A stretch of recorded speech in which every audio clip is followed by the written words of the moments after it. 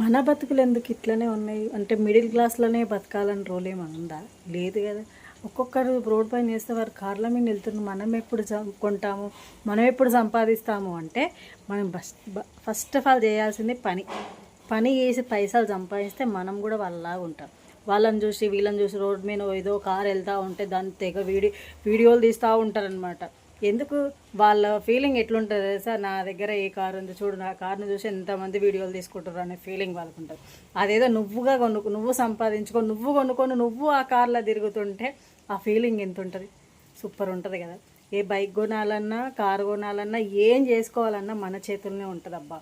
పని చేసుకొని పైసలు సంపాదించుకుంటే మనం కూడా వాళ్ళలాగా ఉంటాం. అంతేగాని వాళ్ళ కార్లను చూసి వాళ్ళ బైక్లను చూసి మురిసిపోదు ఇప్పుడు. ఎందుకంటే మనం సంపాదించుకొని మనం చేసుకునే దాంట్లో ఆ మజానే వేరబ్బా, తెలుసు కదా మీకు. అందుకని నేనేమని అంటానంటే సంపాదిద్దాం.